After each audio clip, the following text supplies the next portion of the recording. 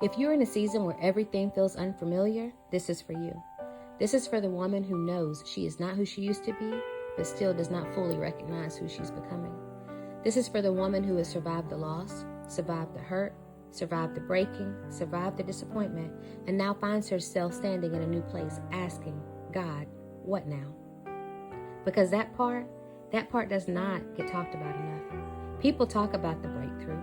People talk about the blessings. People talk about the comeback, but not enough people talk about the transition. Not enough people talk about what it feels like when the relationship ends or when the funeral is over, when the person is no longer in your life, whether they're gone by choice or gone for good, when the family has gone home, when the repast is done, when the calls slow down, when the check-ins stop, when the noise dies, and you're left sitting in what just changed. And the truth finally settles in. This is real. Life is not going to go back to what it was. It's not just what happened to you.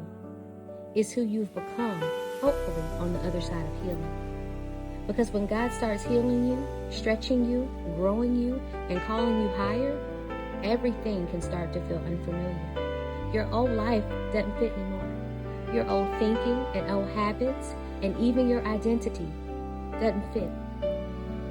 And if you're not careful, that newness will make you start to think that something is wrong.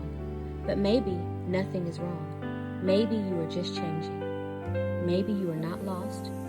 Maybe you're becoming. And that is why fear shows up. When I think about the story of Ruth, people automatically jump straight to the loyalty. They talk about her obedience. They talk about favor, Boaz. They talk about her provision. And they talk about restoration. But underneath all of that, don't you think there had to be some fear? Not loud fear, not panic, but the kind of fear that whispers, what if this doesn't work?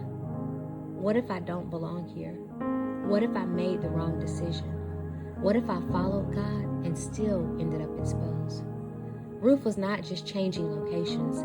She was leaving behind what she knew, leaving behind what was familiar, leaving behind identity, walking into a place where she was an outsider, depending on God, and she couldn't fully see what he was doing yet. That is not uncomfortable faith. That is exposed faith. As some of you are in that kind of faith right now, you are in a place where you have obeyed God, but you still feel scared. You're in a place where you know you cannot go back, but you are not fully settled in what's next. You're in a place where you are healed enough to move, but still tender enough to feel afraid. And I need to tell you this. Fear is not always proof that you are out of order. Sometimes fear is sitting next to purpose. But you can't let fear lead you. Because how you see yourself determines what you do. If you see yourself as weak, you shrink. If you see yourself as broken, you hide. If you see yourself as forgotten, you settle. And if you see yourself as unworthy, you will talk yourself out of the very thing God is calling you to walk into. And that is how the enemy works. The enemy traffics in lies and confusion. If the voice is leading you to bondage, shame, hiding, and defeat, that's not God. If the voice is telling you to stay low, play small, expect less, and live beneath what God placed in you, that's not God. Jesus leads to freedom. The enemy leads to bondage. So then the question becomes, whose voice is leading you? Because some of us have been surrounded by voices that make excuses for our dysfunction. Voices that tell us lying down is okay. Voices that say settling is wisdom. Voices that make comfort sound like the calling. But sometimes you need people around you to say, get up. You've been down long enough. You still have work to do. You still have oil in you. You still have purpose in you. Because when you don't understand the purpose of a thing, you abuse it. And abuse does not always look dramatic. Sometimes it looks like settling. Sometimes it looks like underestimating yourself. Sometimes it looks like shrinking in rooms that God told you to enter. And sometimes it looks like living beneath your full potential because fear convinced you it was safer there. And not only do you rob yourself when you do that, but you rob the people connected to your obedience. There is someone tied to your healing. There is someone tied to your courage, and there is somebody tied to your yes. That is why it matters.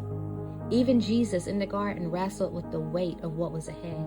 He knew the assignment. He knew the cost. And he still said, nevertheless. Do you think that was easy? Do you think that there was no agony in that moment? No weight? No sorrow? No fear? But he obeyed anyway. And that is the word that I want somebody to hear today. Do it scared.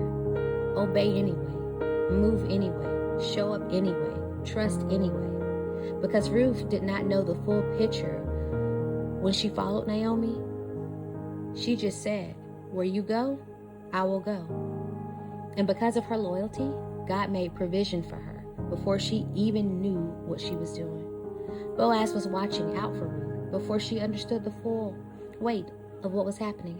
Her name was being spoken in rooms she had not entered. Protection was being arranged before she asked for it. Provision was being set in place before she saw it. That is how God moves. While you are worrying, God is working. While you are trembling, God is positioning.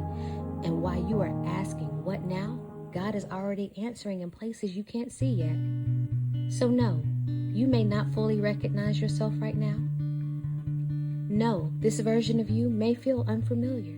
And no, this season may be exposing. But that doesn't mean you're out of place. It may mean you are finally in the place where faith can become real. And I need you to hear me. Stop hiding your favor. Stop shrinking because the season feels new. Stop letting insecurity make decisions that obedience should be making. God did not bring you this far for you to fold now. God did not keep you through all that he's kept you through for you to disappear now. God did not preserve your life, your mind, your heart, your purpose, or your calling for you to sit on the edge of your becoming and talk yourself out of it. Rise, sis, rise. Rise even if your voice shakes. Rise even if your heart is healing. Rise even if you don't have every detail. Rise even if you feel like an outsider. Rise even if you have to do it trembling. Because loss is not the end of your story. Fear is not the end of your story. Wilderness is not the end of your story. There is still provision. There is still purpose. There is still restoration. And let the work you do speak for you. Let your obedience speak for you. Let your faithfulness speak for you. Let your life and your light speak for you.